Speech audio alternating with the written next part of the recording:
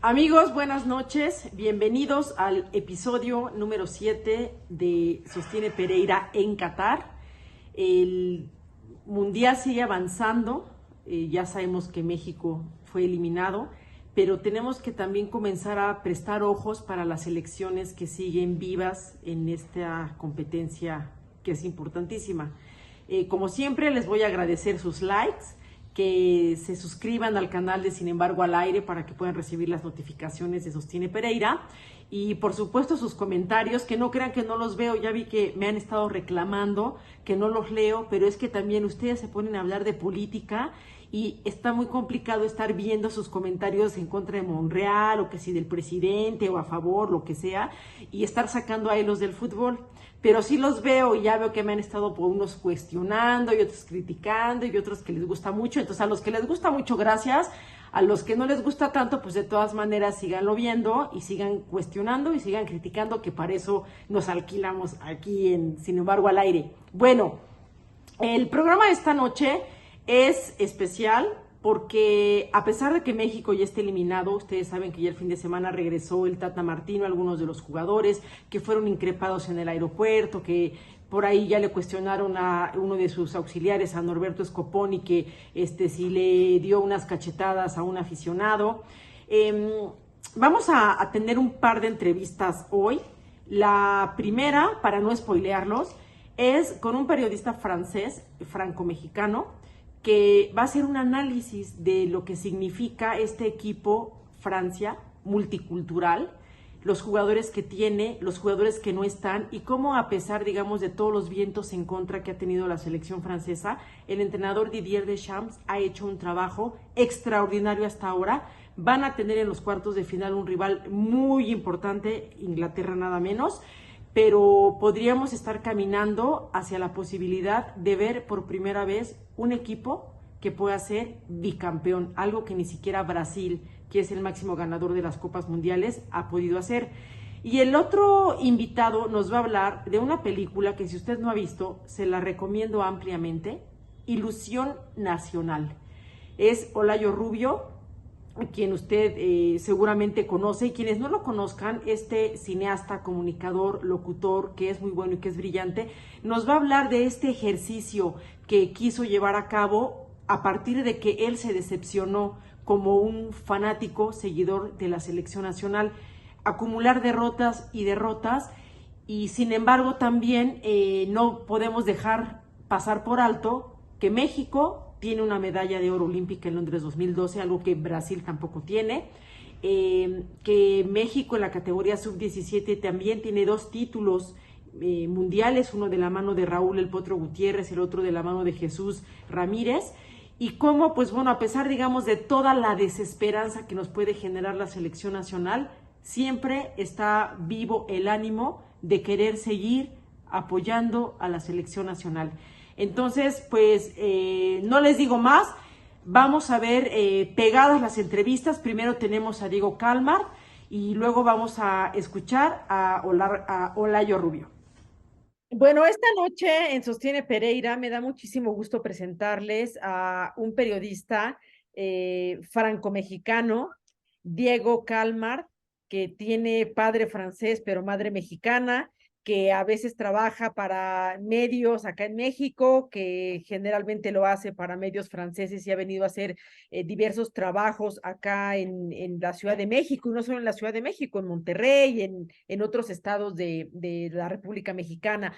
Diego, muchas gracias por conectarte en Sostiene Pereira, bienvenido. No, gracias a ti, muchas gracias por la invitación.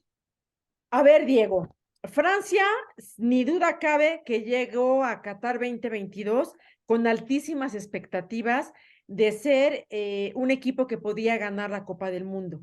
Y que si eso ocurre, estamos hablando de que sería la primera selección en obtener un bicampeonato en Copa del Mundo, algo que ni siquiera Brasil, que es el máximo país ganador de mundiales, ha podido hacer. Ayúdanos un poquito a recapitular primero, bueno, sí estas expectativas, pero también las dudas con las que llegó Francia por una lista de jugadores que estaban lesionados y que no pudieron estar en Copa del Mundo, entre ellos Karim Benzema. Sí, como bien dices, hubo muchas dudas en los últimos meses. Si bien Francia ganó la Nations League, la Liga de Naciones el año pasado contra España, le fue súper mal en junio y teníamos muchas dudas sobre el nivel de la selección. Perdió 2 veces contra Dinamarca, que estuvo en el grupo de Francia, ¿no? En la Nations League. Estaban esas dudas y las dudas físicas de muchos jugadores.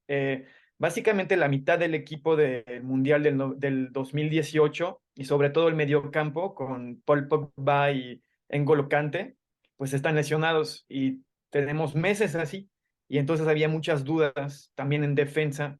Bien lo mencionaste, Karim Benzema, que pues acaba de ganarse el Balón de Oro y podía ser algo increíble, ¿no? Que el Balón de Oro ganara también el Mundial, ¿no? Entonces, muchas dudas por los partidos de preparación de este verano, de junio hasta la fecha, donde perdió muchos partidos, pero también se pensó que en realidad estaba haciendo pruebas el director técnico, que Didier Deschamps, que estaba probando jugadores, que tenía que componer un grupo nuevo con muchos jóvenes. Es uno de los planteles más jóvenes. Creo que Inglaterra todavía es más joven, pero Francia también tiene un plantel joven. Y al final, pues, estamos bastante sorprendidos porque sabíamos que Francia tenía mucha posibilidad de pasar la fase de grupo. Pero si quitamos la derrota ante Túnez en el último partido, donde jugaron todos los suplentes, pues Francia sí tuvo un juego bastante ofensivo, sí tuvo un juego, metió muchos goles y hasta este partido contra Polonia, que es un equipo muy defensivo, México lo vio, ¿no? Que es un equipo muy defensivo, pues logró meter 3 goles de forma bastante sencilla. Entonces Francia está llegando muy bien. Las dudas que sí existían, por ejemplo, en la media cancha, pues ya están desapareciendo con nuevos mediocampistas como Adrien Rabiot, que está haciendo un muy buen mundial, o Tchouaméni, Aurélien Tchouaméni, tiene apenas 21 años, y entonces pues estamos bastante sorprendidos, ¿no? De que ahora Francia, sabemos que tenía el potencial, pero ahora sí aparece junto con Brasil, creo, como uno de los favoritos, ¿no? Pero a ver, yo entiendo que aquí en México, pues tengamos dudas por la selección mexicana, que tengamos dudas por, digamos, la manera como se dio la eliminatoria, pero a ver, Francia, que tiene una calidad de jugadores que por supuesto no se puede comparar con los que tiene México. O sea, también allá son pesimistas como acá, también acá tienen dudas y cuestionan a Deschamps y cuestionan a los jugadores y la gente se enoja y se pone rabiosa porque su selección no está dando lo que esperan que dé. Sí, yo creo que, bueno, hay que decirlo también, el nivel de expectativa es más alto.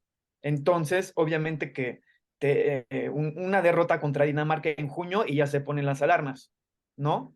Además, pues las lesiones, ¿no? Eso también fue una duda muy importante. Y Deschamps, hay que recordar que en el 2018 Deschamps era muy cuestionado. Antes del Mundial, antes de la Eurocopa del 2016, fue muy cuestionado y estuvo a punto de ser sustituido. Entonces, Deschamps es un ganador, es literalmente un entrenador que sabe la ciencia, sabe analizar los momentos en un partido, cuándo defender, cuándo atacar, cuándo meter jugadores, muy táctico, pero se le ha cuestionado mucho sobre el juego, ¿no? Y la forma de jugar y la estética de las ofensivas y del juego francés. Pero ya desde el 2018 ya tiene como, puede hacer lo que quiere, ya es campeón del mundo y entonces, aunque hay gente que se lo sigue cuestionando por el estilo, sabemos que es un ganador y que al llegar la fase final, la fase de grupo, pues ahí sí él sabe perfectamente porque a lo mejor es el más experimentado y a lo mejor el que mejor lee el juego y lee los momentos, ¿no? de un partido. Entonces sí, pues sí hubo dudas, sobre todo por el plantel, juntos más de 2 partidos seguidos. El medio campo es Tchouaméni, Rabiot, que igual no sabíamos bien en qué estado físico y sobre todo de ánimo iba a llegar Rabiot, porque había tenido problemas con el director técnico. Rabiot se perdió el Mundial 2018 porque no quería ser suplente. Bueno, ahora ya como es titular y se está haciendo muy buen mundial, ya se están quitando las dudas. Y las dudas sobre Benzema, pues yo diría que obviamente perder a Benzema es cualquier equipo o cualquier selección nacional quisiera tener a un jugador, a un delantero como Karim Benzema, que ha sido el mejor delantero de a lo mejor los 2 últimos años. Pero estamos conscientes de que Mbappé le gusta la luz, a Benzema le gusta la luz y los dos juntos muy pocas veces ha funcionado. Lo vimos en la Eurocopa del año pasado, cuando Francia quedó eliminada contra Suiza en octavos. Y estamos viendo que Giroud, que si bien ya acaba de superar a Thierry Henry como máximo goleador de la selección francesa, no acapara tanto las luces y no acapara tanto, no es la estrella del equipo y él acepta sacrificarse. Muchas veces él va a jugar de centro delantero pivote, y así ayuda a Mbappé a poder lanzar sus ofensivas e irse rápido por la banda izquierda, lo que le permitió meter 2 goles ayer en el partido, este domingo, en el partido contra Polonia, ¿no? Entonces, al final, Mbappé y Giroud son mucho más complementarios que Benzema con cualquier otro delantero. Y sabemos que también hay como una rivalidad entre Benzema y Giroud, hubo palabras en el pasado, y estamos viendo que la ausencia de Benzema no le está pesando para nada a la ofensiva francesa. Claro, a ver, habría que recapitular un poquito, ¿no? A Oliver Giroud no lo querían. Recuerdo que en alguna ocasión, para un partido, un niño se le paró con una cartulina enfrente y le decía: Giroud, lesiónate, por favor, no queremos que juegues. Y que en 2016 era un jugador que la afición no lo quería. En 2018 en Rusia le cuestionaban muchísimo su falta de gol y era un jugador que queda de ver. Qatar 2022 se traduce en el Mundial en el que Giroud con sus goles, con el que concretamente anotó el fin de semana, tiene 52 goles en la selección nacional, supera a Thierry Henry, que es un consentido de muchos. Y entonces lo que tú me estás diciendo es que si Mbappé tiene 5 goles en Qatar, que ya tiene 9 goles en los 2 mundiales que ha jugado con 23 años y 350 días a este lunes 5 de diciembre. Esto está funcionando gracias a que no está Karim Benzema. Pues, o sea, lo estamos viendo. En el Mundial de 2018, Giroud no metió ni un gol, como dices, pero el papel que tuvo en el equipo fue increíble. Yo recuerdo bien este partido contra Argentina, que es un octavo de final, Francia termina ganando 4-2.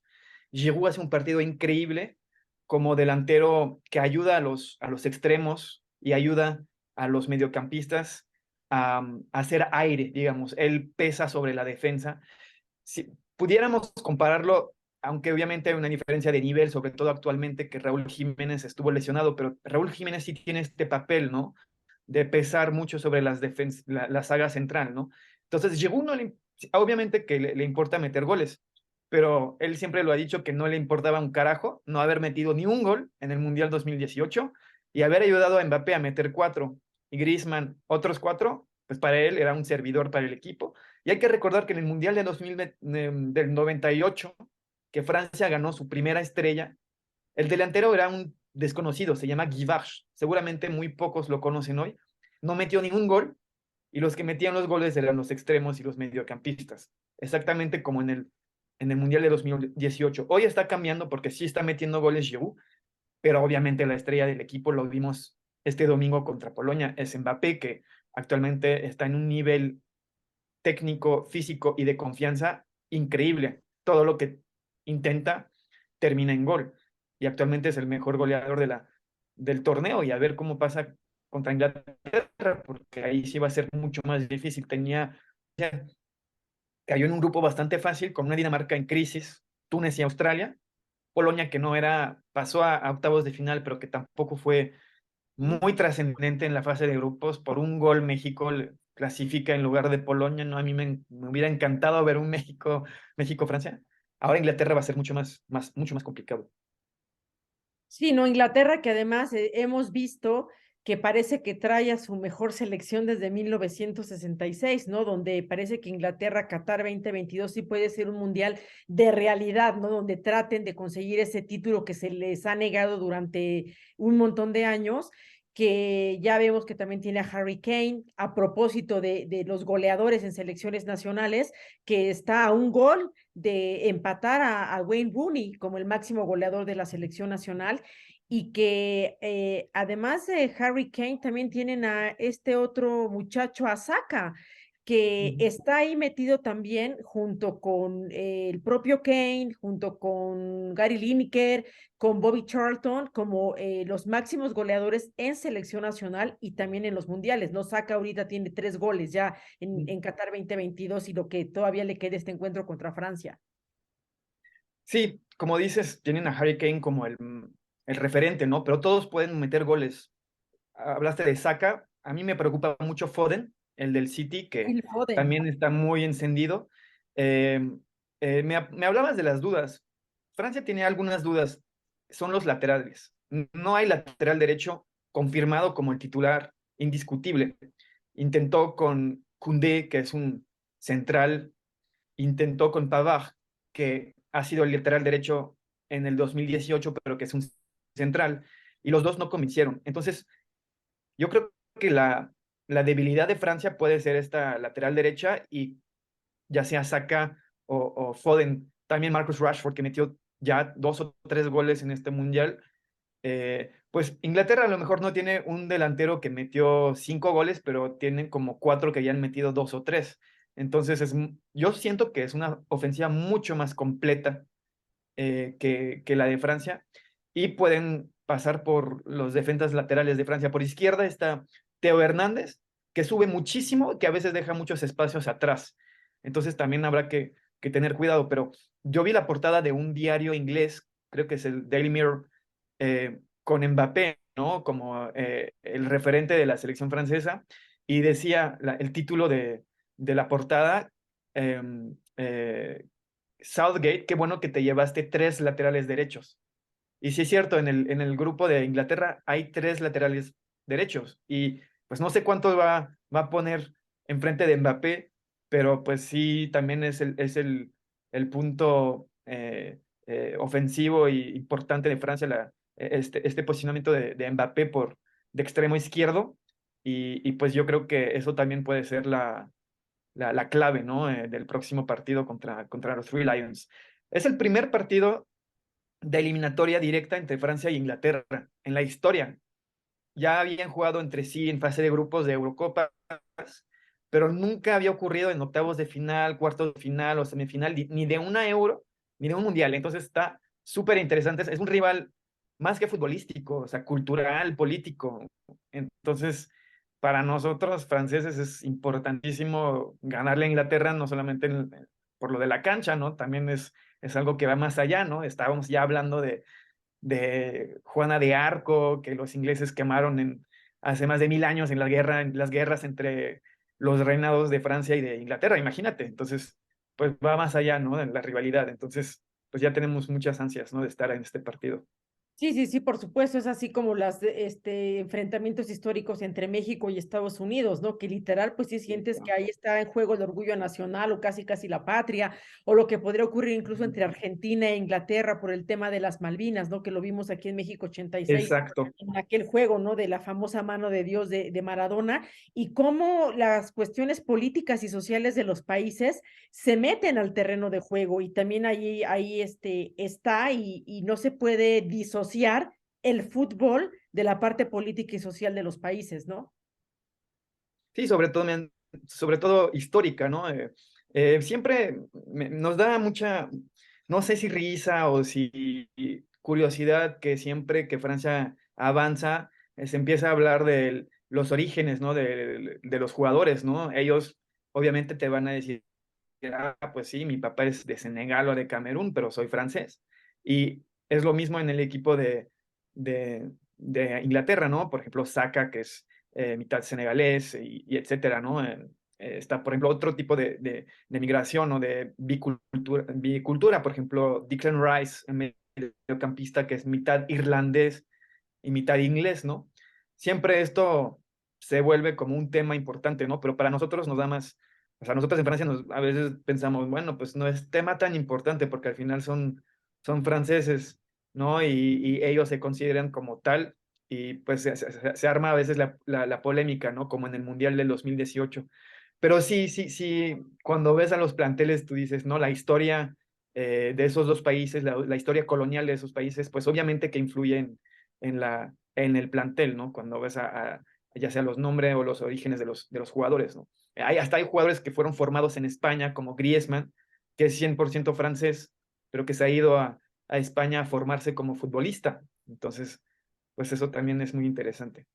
No, claro, a ver, es que no podemos no pensar en Francia y ver el color de la piel de sus jugadores y ver que parece que Francia logró tener este éxito futbolístico en mundiales gracias a que literal volteó a África y me parece que eso ahora lo encarna muy bien Kylian Mbappé, ¿no? Mbappé que es hijo de una madre argelina, que es hijo de un hombre camerunés, si no me equivoco. Cuéntanos un Así poco, es. Diego, de esta historia de Kylian Mbappé de este, digamos, como barrio ahí cercano, unos kilómetros de París, de dónde, los orígenes de Mbappé para que podamos también entender, digamos, este muchacho, ¿no? De dónde viene y las cosas tan fantásticas que ha hecho en un mosaico multicultural que lleva en la sangre. Sí, él creció en Bondy, ¿no? Que está pegadito a París. Podríamos comparar Bondy con un Ecatepec, por ejemplo, ¿no? O un Chimalhuacán para la Ciudad de México, ¿no? Pero en realidad sí tuvo mucha suerte Kilian, ¿no? Porque sí fue un barrio, pero eh, tampoco vivió de pocos recursos o de padres muy necesitados. Sus papás eran deportistas, Sí, hasta su mamá fue profesional, entonces sí tuvo muchas facilidades, ¿no? O sea, creció en un ambiente deportivo con una exigencia del nivel, de lo que es el nivel de deporte lo más alto. Yo creo que es una de las razones por la cual hoy Mbappé, aparte de ser uno de los mejores futbolistas y delanteros del mundo, también es uno de los más exigentes con una cultura del profesionalismo y del deporte altísima, ¿no? Entonces yo creo que sus papás, creo que su mamá era voleibolista, ¿no? O sea, así se dice? de O sea, handball. hacía Su mamá jugaba handball, handball que es como fútbol, pero con la mano, un balón más con la pequeño. mano, ¿no? Ujú. Ajá, que es un deporte muy europeo, ¿no? Y era muy alta y muy atlética, ¿no? Entonces, eso le ayudó mucho al jugador. Y, y bien dices que Mbappé representa mucho a esta juventud francesa porque tiene padres de origen extranjero, madre argelina, padre camerunés, pero al final ni siquiera tú me dijiste que Francia volteó hacia África y ni siquiera fue así. Son descendientes de las migraciones, nacieron en Francia, Tchouaméni, Mbappé, Dembélé, Upamecano, Konaté, que nació en un barrio muy cercano al Millo, Varane, todos nacieron en Francia y son hijos de la multiculturalidad francesa, ¿no? Y hijos de la migración. Entonces, ni siquiera hubo necesidad de voltearse hacia allá. Más bien, la fuerza de Francia es que muchos jóvenes de los barrios les encanta el fútbol, son fanáticos y hay una cultura y un desarrollo de las fuerzas básicas increíbles en Francia. O sea, hoy en día la región de París es el área urbana que ofrece más jugadores en todo el planeta, justo antes de Río de Janeiro. Entonces, en el Mundial, contando a la selección francesa o contando también a equipos de África como Senegal, como Marruecos o como Túnez, pues la región de París es la que crea y desarrolla más futbolistas en el mundo. Y eso se ve reflejado en la selección, ¿no? Con puros chavos, la mayoría tienen menos de 25 años. Es increíble pensar que Mbappé, su segundo mundial, ya tiene 9 años y apenas cumple los 24 años, ¿no? 9 goles, Y tiene 9 goles y apenas va por 24 años, ajá. ujú. Entonces yo creo que esa es la lección, ¿no? De esta selección y de las buenas actuaciones de Senegal, que llegó a octavos, o de Marruecos, que le va a tocar un partido contra España, es decir, tener a futbolistas formados y desarrollados en Francia, que es a lo mejor actualmente lo mejor que se hace a nivel mundial. Oye, ¿y tú dirías que en general la sociedad tradicional francesa los bien viene, los quieren estos jugadores? Yo diría que sí, sobre todo porque en el 2010, cuando Francia hizo un papelón, hay que recordar que México le ganó a Francia en el Mundial de 2010, y lo que se criticó mucho no fue solamente el rendimiento, sino el comportamiento de esos chavos que pues ganan mucha lana, mucho dinero y no les importa la afición y no les importa el fútbol. Y hubo una revolución en el fútbol francés, en las fuerzas básicas, en la forma de pensar el fútbol, no solamente crear buenos futbolistas, sino buenos seres humanos. Entonces, hoy en día, todo el mundo, vamos a decir que una gran mayoría de los franceses sí se identifican con esta selección, aunque no tengas, no sé, orígenes de otro país, aunque seas 100% francés, 100% blanco, aunque esto casi no quiere decir nada, porque hay muchos franceses de origen polaca, italiana, española, de migración de hace 100 años, por ejemplo, ¿no? Que esa es la historia de nuestro país. Entonces, sí, la mayoría se siente identificada. Obviamente va a haber una muy pequeña eh, parte de la población, un porcentaje tal vez de menos de 5% que es racista, que puede ser clasista, y entonces pues como yo creo que como en cualquier país, ¿no? Eso ocurre en Estados Unidos, ¿no? Por ejemplo, que va a tener mucha rabia contra esta selección porque supuestamente no representa al país, pero esta selección es el mosaico de la sociedad francesa como ha sido creada en las últimas décadas, ¿no? Hijos de las migraciones que construyen a la nueva sociedad francesa, y que lo querramos o no, así es. Y por eso es muy representativa y por eso es muy querida. Claro, pues Diego Calmar, muchas gracias por estar esta noche en Sostiene Pereira, por compartir tus conocimientos y esta información que me parece importante. Para irnos, nada más recordarles que el sábado 10 de diciembre a la 1 de la tarde, tiempo del centro de México, se van a enfrentar Francia contra Inglaterra, y me parece que será uno de los platillos más suculentos que nos ofrece Qatar 2022. Diego, te mando un abrazo enorme. Nos vemos pronto. Muchas gracias. Un abrazo. Gracias por la invitación. Continuamos aquí en Sostiene Pereira.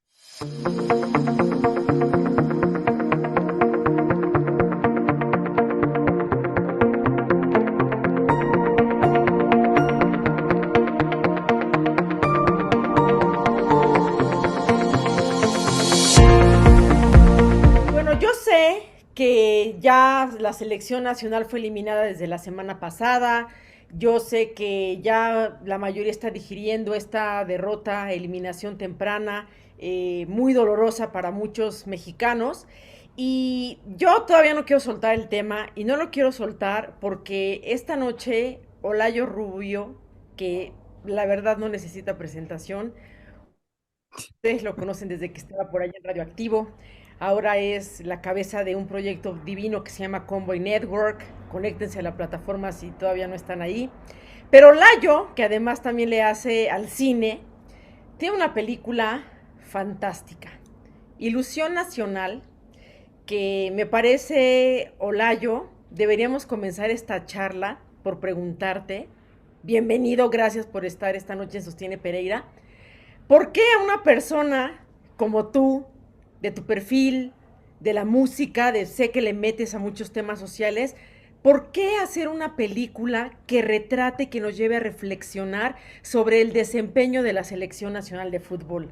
Cuéntanos, Olayo Rubio, por favor. Bueno, antes que nada, muchísimas gracias por la invitación y muchas gracias por tus generosas palabras. ¿Por qué hacer una película de la Selección Nacional de Fútbol? Bueno, la verdad es que hay una razón muy personal. Y yo en 1986 me desencanté de la Selección Mexicana de Fútbol y en general del fútbol. A mi papá no le gustaba nada. Mi papá era beisbolero, como tú, muy beisbolero. Era también fanático de fútbol americano, de las carreras de coches, del golf, un poco del cricket, de todos los deportes, menos el fútbol, soccer, ¿no? Como todavía se le decía en aquel entonces. Pero a mí sí me interesaba porque era el deporte que practicaban muchos conocidos y muchos amigos. yo en mi temprana infancia viví en Tijuana, pero iba a la escuela en San Diego y no había nada de fútbol. Cuando regresamos al DF, yo nací en el DF, cuando tenía 2 años me mudé con mi familia a Estados Unidos, a la frontera en realidad, y pues no tenía poder de decisión, ¿verdad? Decidieron mis papás por mí. Pero cuando regresé, pues todo el mundo andaba jugando fútbol y yo era beisbolista, ¿no? De las ligas infantiles. En México entré a la Liga Maya, estuve un poco en la Liga Olmeca, fui seleccionado de la Liga Maya, andaba muy metido en el béisbol, pero me interesaba el fútbol.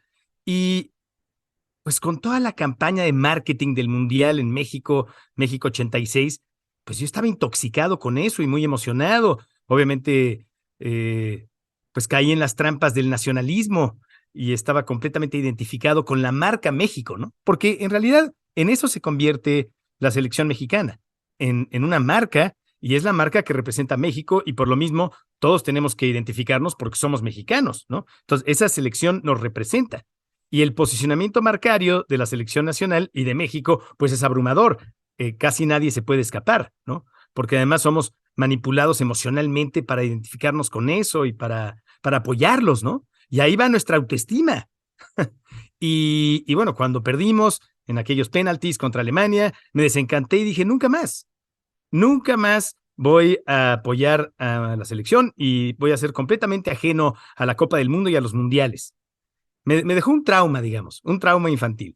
Pasados los años, no, y lo que pasa es que cada 4 años, pues yo me sentía ajeno a la fiesta, y para 2014, bueno, por ahí de 2013, dije, nunca más.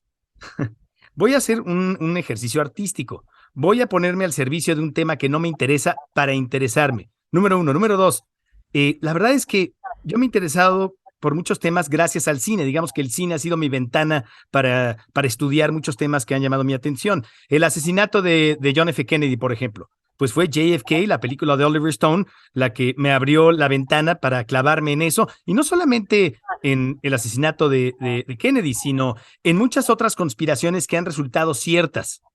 No solo teorías de conspiración, sino otro tipo de conspiraciones como Watergate en Estados Unidos, Colosio en México, en fin, ¿no? Todo eso.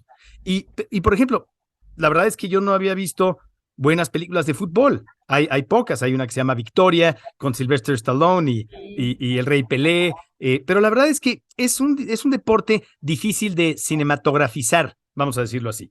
No es tan cinematográfico, no se presta tanto para el lenguaje del cine como por ejemplo el béisbol, no se presta tanto como el fútbol americano. Las jugadas se prestan mucho más para construir una narrativa editorialmente eficiente. Porque el fútbol es muy caótico, va muy rápido, es complicado de filmar.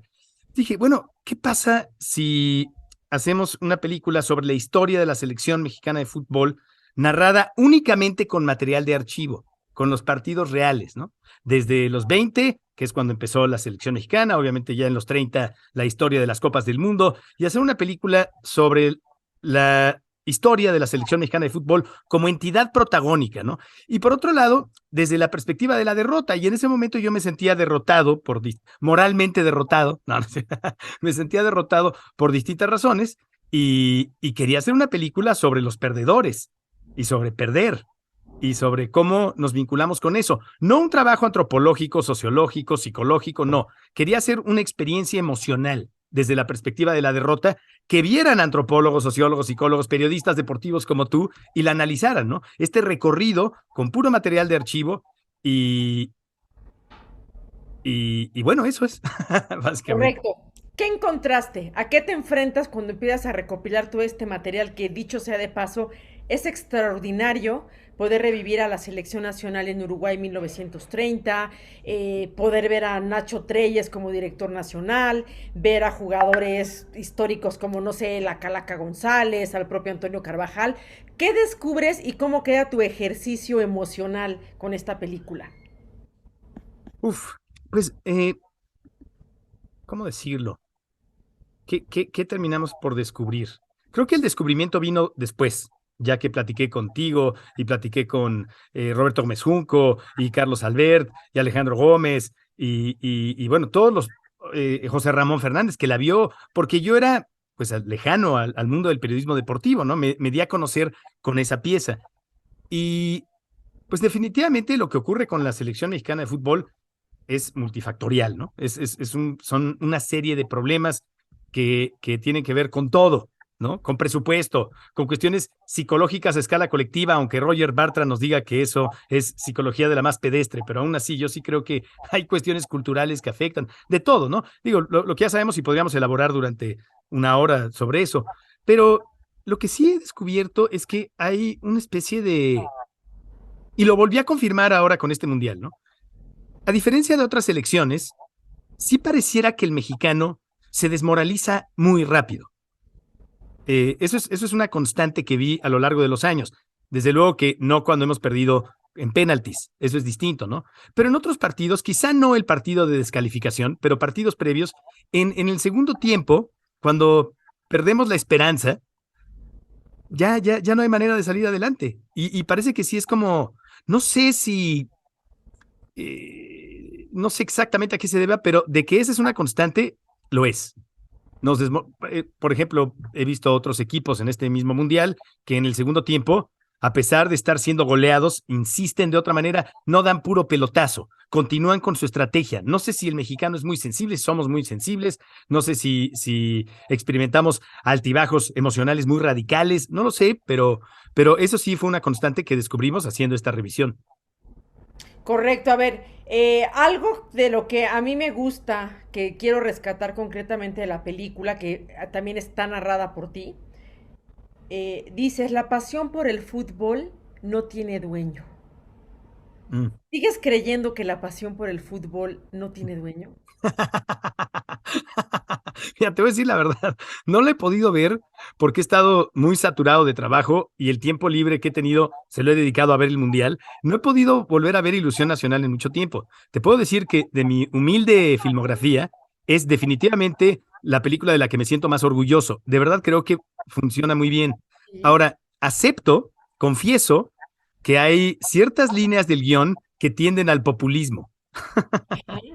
O sea, quería caerle bien a la afición del fútbol en general, no solo de la selección mexicana ni nada, sino yo quería ser, sí, hasta cierto punto complaciente y no ser el aguafiestas, ¿no? Digo, no quiero decir nombres, pero hubo una corporación mexicana especializada en el entretenimiento que quería distribuirla, pero el dueño de esta corporación no quiso apoyarla al final porque la película era muy complaciente con el aficionado y él quería algo crítico. Él quería que hubiera una crítica a la corrupción de la FIFA y ese tipo de cosas. Y la verdad es que yo no estaba listo para eso, no me considero una persona con la preparación para hacer ese trabajo periodístico, que más bien tendría que hacer alguien como tú, justamente. Yo quería hacer simplemente una buena película de fútbol que sí no fuera ingenua, que se planteara desde un lugar crítico, pero más una experiencia emocional. Entonces, creo que más bien la pasión de los aficionados, desde luego, que puede llegar a ser manipulada por los dueños del fútbol, ¿no? No es que tenga dueño, pero sí es manipulada, ¿no? Es infiltrada, digamos, por el marketing y por todo, ¿no? Es como algo que vi en el que llegó el Tata Martino y fue como sobreexpuesto en el aeropuerto, expuesto al maltrato de la gente y a los reclamos. Y algo escuché de que los dueños, los directivos de la Femex Food, como que lo aventaron ahí al ruedo, ¿no? Para ellos lavarse las manos y presentar a un culpable. Al Ese es un buen villano. ejemplo. Al villano, al gran villano del fútbol, en este caso, el Tata Martino, se deshacen de él y después ponen a uno nuevo, ¿no? Y este es el nuevo héroe por un día y luego va a dejar de serlo, ¿no?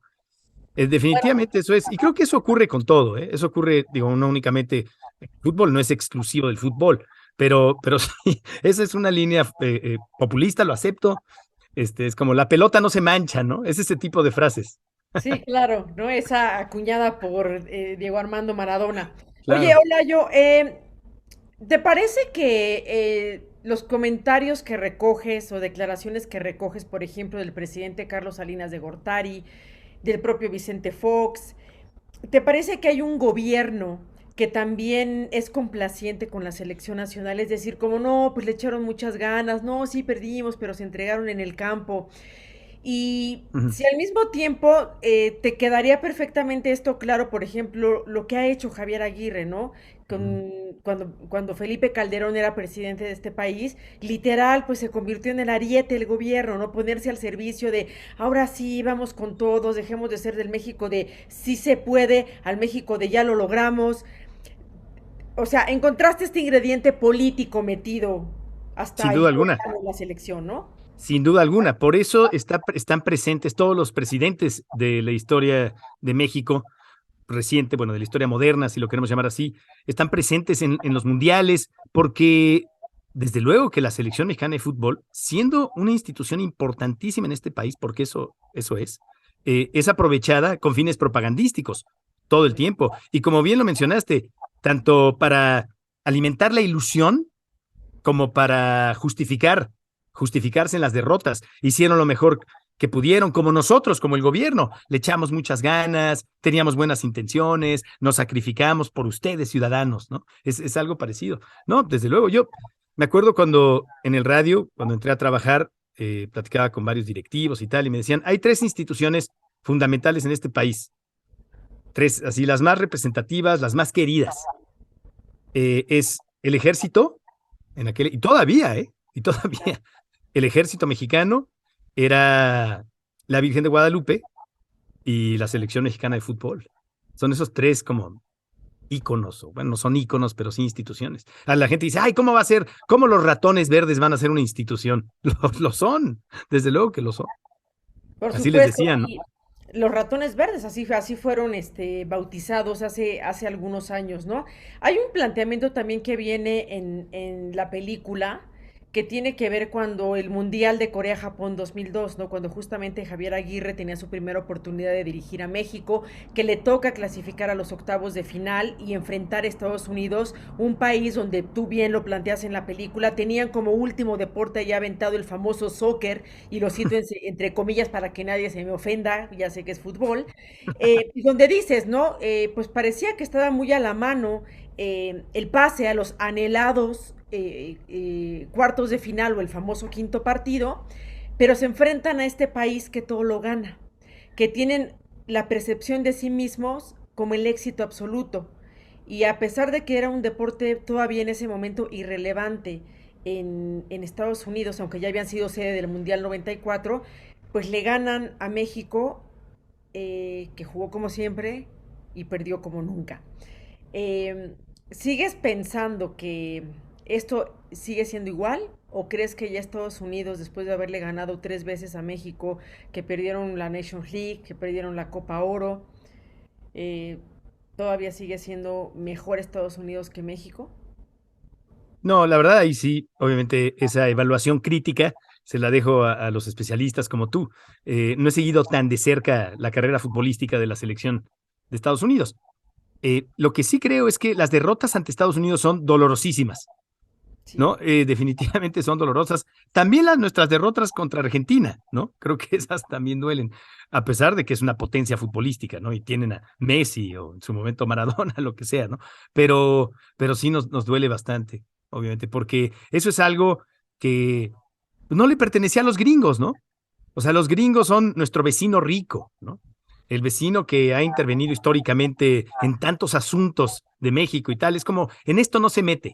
Por lo menos el fútbol no les interesa, ¿no? Este es El fútbol nuestro, es nuestro, el ajá. fútbol. Y no, ahora resulta que no. Ahora resulta que claro que les interesa y desde hace décadas pues están...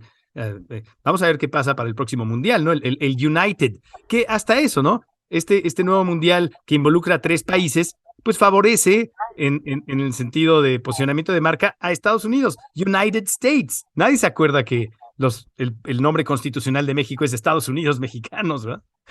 United States of Mexico, ¿no? Sería. Pero sí, ahora, algo que quiero mencionar es que no sabes el gusto y satisfacción que me da escuchar tus comentarios sobre Ilusión Nacional, porque la verdad en su momento fue bastante incomprendida, ¿eh? Era como, ¿qué es esto? ¿Por qué aparecen ahí los presidentes de la República? Esos no tienen nada que ver con el fútbol. No saben. Yo no quería ser muy obvio, yo quería también ser como pues, sutil, ¿no? No me gusta la obviedad en el cine. Me gusta que el espectador, obviamente, saque sus propias conjeturas y ate cabos y haga relación de ideas, asociaciones. como que nunca me ha gustado el cine así tan obvio. Y bueno, me da gusto escuchar. Digo, ya habíamos platicado tú y yo sobre la película y todo, ya me habías dicho que te gustaba hace unos años, pero siempre es grato escuchar a alguien que entiende todo lo que esa película está presentando, ¿no? Pero es que, a ver, la película corta en el año 2011 y Mm. todavía perdón, en el año 2012, porque todavía incluyes cuando México gana la medalla de oro en los Juegos Sí, Olímpicos de Londres y midiéndose nada menos que a Brasil.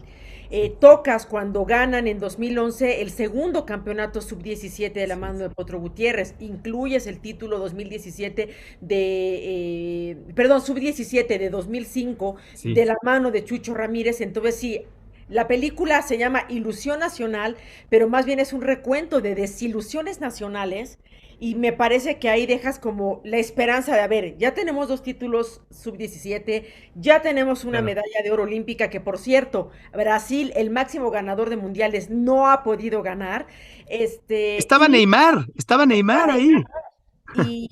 Bueno, estaba Marcelo, estaba Hulk, o sea, estaban algunos de los jugadores que ahora, digamos, forman parte, bueno, Hulk ya no, pero Neymar Marcelo ya no está, o sea, tampoco, pero que han estado ahí, digamos. Sí, sí, Entonces, sí.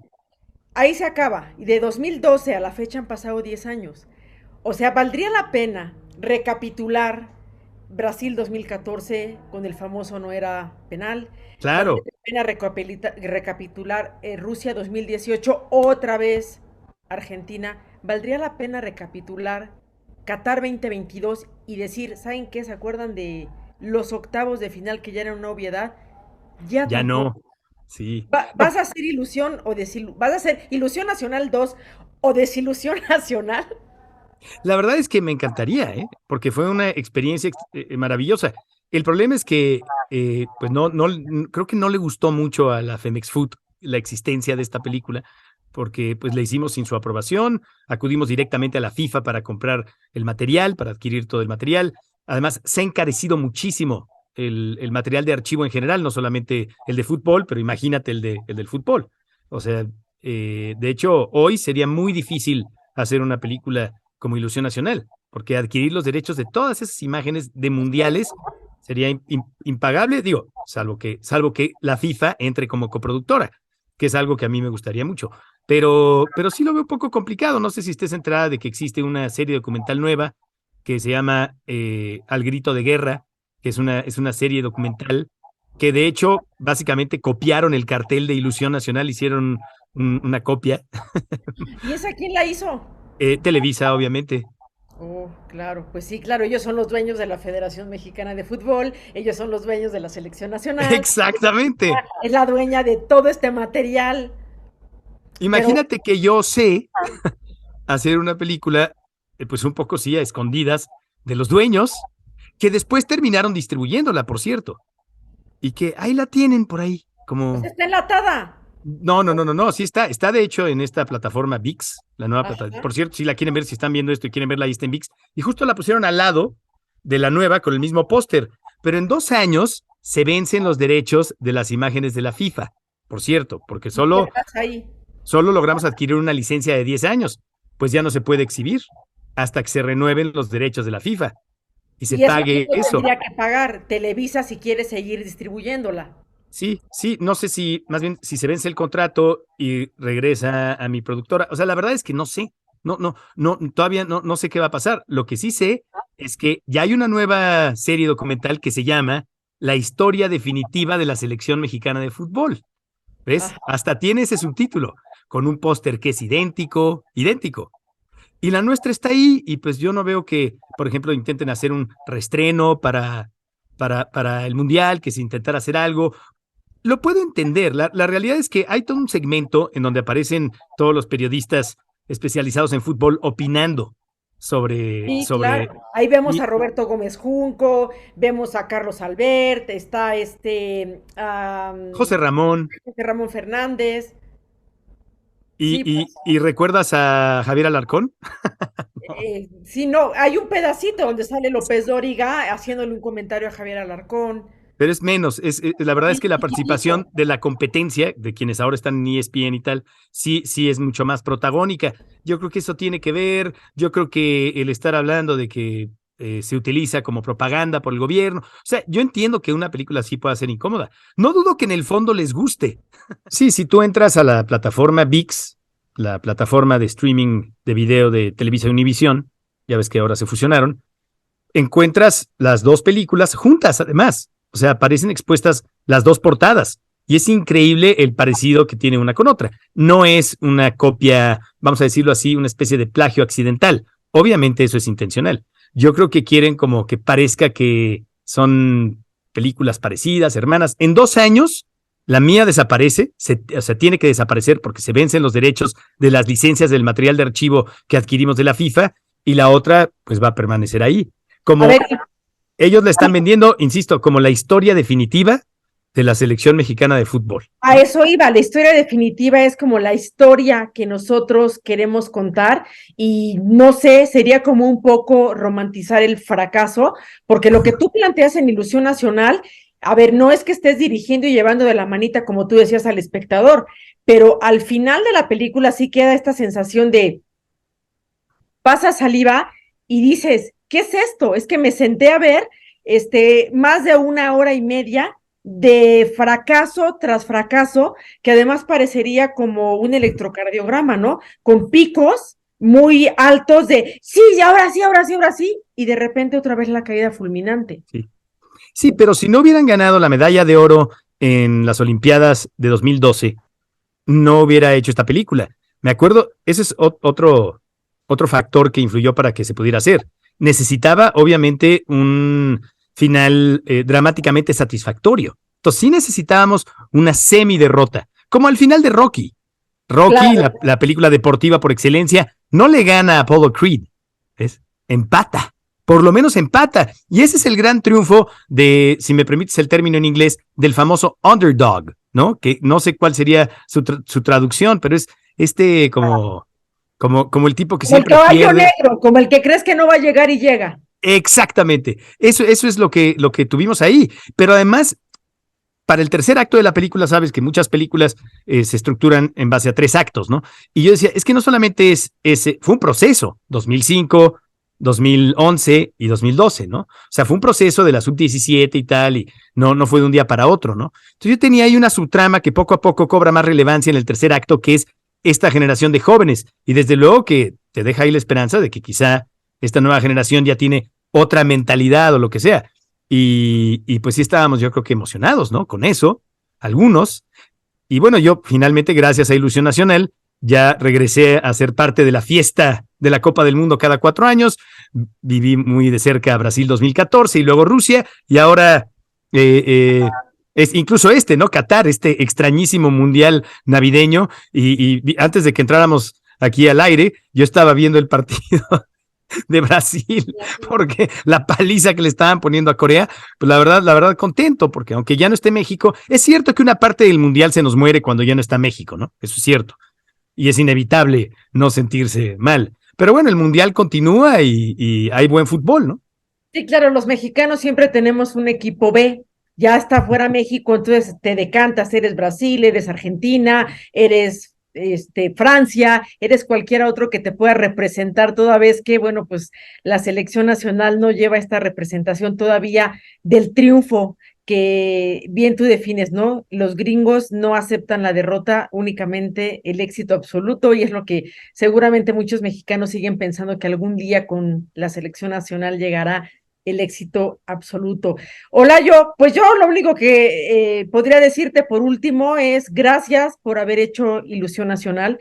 Me parece que es una película documental que todo el mundo debería ver en México. Véanla, aprovechen antes de que se venza la licencia, y pues sigan el trabajo de Olayo Rubio y toda la banda de Convoy Network, que tienen unos contenidos fenomenales. Gracias. Y sobre todo un podcast de béisbol que se llama Perros y Gatos al Bat, que es el mejor podcast que tenemos en Convoy Deportes, no por demeritar el trabajo de el resto de los compañeros, porque hay de otros deportes, hay de box, hay por supuesto de fútbol, pero ese podcast todos coincidimos, incluso quienes hacen los de fútbol, es el mejor podcast de Convoy Deportes y uno de los mejores de toda la plataforma. Digo, seguramente muchos de quienes te ven ¿no? en tu programa saben que existe ese podcast, pero escúchenlo, es gratis. Convoy Deportes es gratis, a diferencia del resto de Convoy. Convoy Deportes es absolutamente gratis y escúchenlo si pueden. Bueno, pues muchísimas gracias, Olayo Rubio. Continuamos aquí en Sostiene Pereira. Gracias, Olayo. Gracias. Hasta luego.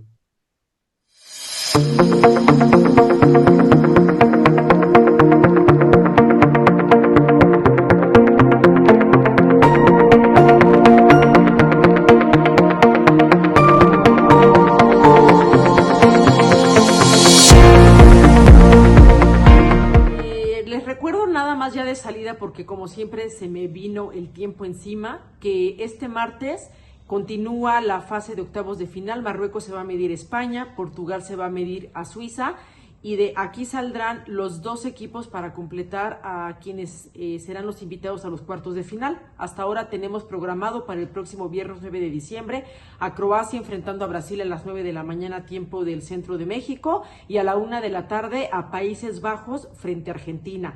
El sábado 10 de diciembre a las 9 será este duelo que a mí me parece que claramente podría ser Portugal-España, pero pues me han fallado mis pronósticos en este Mundial de Qatar 2022, y el de la 1 de la tarde será el Inglaterra-Francia, que va a ser un manjar.